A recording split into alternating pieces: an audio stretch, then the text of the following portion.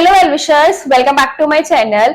So guys, my name is Anya Chawla and today I am going to tell you some of the things account subject CA Foundation particularly which helped me to score 69 marks with self study only. मतलब guys कि अगर मैं बात करूं account subject को लेके तो मैंने टोटली सेल्फ स्टडी करी थी पूरे सीए फाउंडेशन में, पर अकाउंट्स वाज द सब्जेक्ट जिसमें मेरे हाईएस्ट मार्क्स आए थे विच इज 69 मार्क्स। और मैंने ऐसा क्या करा था कि जिसने हेल्प करा मेरे को यहाँ मतलब इतने मार्क्स लाने में। तो आज की वीडियो में आपके साथ यही सारे टिप्स और यही सारी चीजें डिस्कस करने वाली हूँ। So guys without further delay let's start with the video.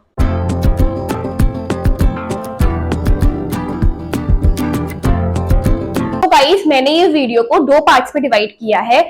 First will be theory जिसमें मैं आपको बताऊंगी कि थ्योरी मैंने कैसे प्रिपेयर करी थी, and second will be practical जिसमें हम टोटली प्रैक्टिकल चैप्टर्स के बारे में बात करेंगे। सो गाइस सबसे पहले बात करते हैं कि थ्योरी में मैंने ऐसा क्या करा था। सो गाइस थ्योरी में मैंने क्या करा था, मैंने स्मार्ट वर्क करा था। मैंने to be very honest hard work बिल्कुल भी नहीं करा था थ्योरी सब्जेक्ट को लेके पर्टिकुलरली, क्योंकि मैंने क्या करा था, मैंने एक वीडियो देखी थी जिसमें हम मतलब उसमें बता रहे थे कि आपको ये वाला क्वेश्चन बहुत रिपीटेड है, ये बहुत बार आ सकता है। सो मैं ना यहाँ पे आपको अपनी फोटो दिखाऊंगी अपनी बुक की जो कि मेरी अकाउंट्स की मॉड्यूल थी, उसमें मैंने मार्क कर लिया था कि ये इंपॉर्टेंट चैप्टर्स है और मैं उस चैप्टर्स को ही बहुत ज्यादा ध्यान देती थी और बाकी चैप्टर्स की मैं सिर्फ हेडिंग रीड कर लेती थी कि बाय चांस अगर लेस इंपॉर्टेंट चैप्टर से भी कोई थ्योरी क्वेश्चन आ जाता है तो एटलीस्ट मेरे को उसकी हेडिंग से याद हो, ताकि अंदर का तो मैं खुद लिख लूंगी। तो मैंने ये चीज जरूर करी थी कि मैंने देख लिया था थ्योरी सब्जेक्ट में कि कौन कौन से ऐसे चैप्टर्स हैं जिनसे सबसे ज्यादा थ्योरी के क्वेश्चंस आते हैं, क्योंकि ट्रू फॉल्स हो गए आपके और आपके 5 और 4 मार्क्स के क्वेश्चंस आते हैं थ्योरी के। सो ऐसा तो नहीं है कि थ्योरी में बिल्कुल ही छोड़ के गई थी, मैं थ्योरी भी करके गई थी, मतलब मैं पूरा सिलेबस ही करके गई थी अगर मैं आपको पर्टिकुलरली बताऊं।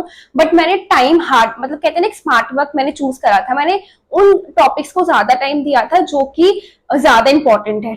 राइट तो मैं आपको एक बार फोटो दिखाऊंगी, मैंने लिखा भी है मतलब मैं जो आपको बता रही हूँ कि यूनिट 1 जो थी आपके जो थ्योरेटिकल फ्रेमवर्क हमारा चैप्टर था फर्स्ट चैप्टर, उसकी यूनिट 1 इतनी इंपॉर्टेंट नहीं थी, तो मैंने सिर्फ उसको एक बार रीड कर लिया था और मैंने उसकी जो मॉड्यूल के क्वेश्चंस होते हैं एमसीक्यूज होते हैं ट्रू फॉल्स होते हैं मैंने वो भी नहीं करे थे। एंड अगर गाइस यूनिट 3 की सो वो इंपॉर्टेंट यूनिट थी, सो मैंने उस यूनिट को ज्यादा टाइम दिया था, मैंने उस यूनिट की एमसीक्यूज उस यूनिट की थ्योरी भी सॉल्व करी थी मॉड्यूल में ही। सो ये तो होगा इस थ्योरी सब्जेक्ट को लेके। और गाइस अगर हम सेम बात करें जो यूनिट 4 था हमारा जिसमें difference between provision and contingent liability, ये भी इंपॉर्टेंट टॉपिक था, तो मैं इसको जो मुझे लगता था इंपॉर्टेंट है मैं उनमें ज्यादा टाइम देती थी कंपैरेटिवली उन टॉपिक्स पे जो इतने इंपॉर्टेंट नहीं है। तो गाइस ये आप भी थ्योरी के लिए कर सकते हो, आप थ्योरी को अगर छोड़ के ही जा रहे हो तो मैं आपको सजेस्ट करूंगी कि आप इंपॉर्टेंट टॉपिक्स को देख जाओ और जो लेस इंपॉर्टेंट है उनके आप वो देख लो, हेडिंग्स देख लो। राइट अब हम बात करते हैं गाइस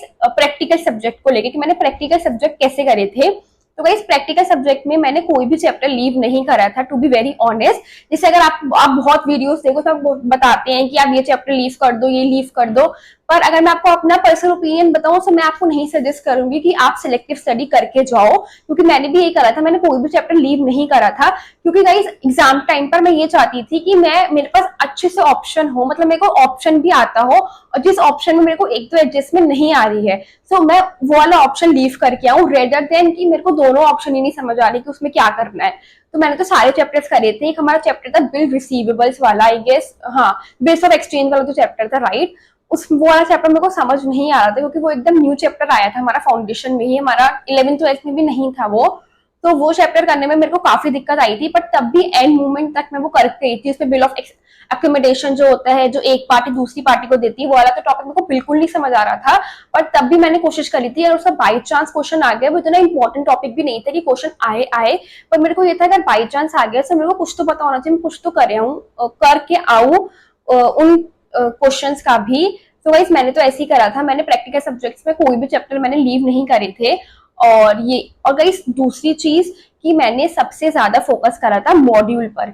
मैंने आई गेस खुद से आरटीपी एमटीपी पीवाईक्यूज नहीं करे, मैंने किसी भी सब्जेक्ट के नहीं करे टू बी वेरी ऑनेस्ट, क्योंकि मैंने क्या करा था मैं मॉड्यूल मैं ऐसा सबसे फर्स्ट नंबर पे जैसे हम 11th-12th में एनसीईआरटी रखते हैं अपने सीबीएसई बोर्ड के लिए, ऐसे ही सीए फाउंडेशन में आपकी मॉड्यूल ही होती है जिससे पूरा पेपर आता है। और गाइस कोई क्वेश्चन तो ऐसे होते हैं जो रिपीटेड भी आ जाते हैं, मतलब मॉड्यूल में सेम क्वेश्चन और आपको एग्जाम में सेम क्वेश्चन दिखेंगे। तो मैं तो आपको यही सजेस्ट करूंगी, और मैंने भी सेम चीज यही करी थी। मैं मॉड्यूल बहुत अच्छे से करके गई थी, मतलब हमको मॉड्यूल आती थी अच्छे से। और अगर मेरे पास एक्स्ट्रा टाइम था, जो मेरा लास्ट के आई गेस 20 या 25 डेज थे मेरे पास, तो उसमें मैं करती थी इंपॉर्टेंट क्वेश्चन। उसमें मैं सी हार्दिक सर की वीडियो या कोई भी यूट्यूब पर मैं वीडियो सर्च कर लेती थी कि most important question for accounts. फिर मैं करती थी, उसको पॉज करती थी वीडियो को, और फिर मैं खुद सॉल्व करती थी, और मैं फिर उसको वीडियो को ऑन करती थी देखने के लिए कि मेरा आंसर सही है कि नहीं। तो गाइस ये वाली चीज लिटरली बहुत हेल्प कर रही है, क्योंकि मेरे को स्टार्टिंग से पता चल गया कि मेरे को कैसे क्वेश्चन को अप्रोच करना है। तो गाइस आप भी ऐसे ही करो। अगर आपका सिलेबस अब कंप्लीट हो गया है सितंबर वाले स्टूडेंट्स का मेनली, तो आप अब कोई भी वीडियो ले लो या कोई भी आप प्रिंट आउट्स निकलवा लो अपने इंपॉर्टेंट क्वेश्चंस के और उन्हें सॉल्व करो, ठीक है।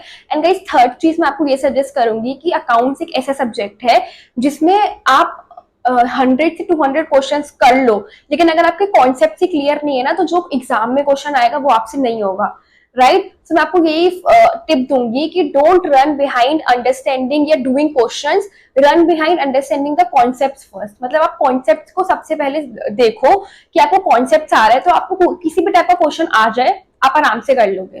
तो गाइस ऐसे ही मैंने स्कोर करे थे अपने अकाउंट्स के सब्जेक्ट में 69 मार्क्स। मेरे पास 1 2 या 3 4 से टिप्स थी, तो मैं चाहती थी मैं एग्जाम से पहले आप सबको शेयर कर दूं, जिनके भी सितंबर में है, जिनके भी जनवरी में एग्जाम्स आने वाले हैं।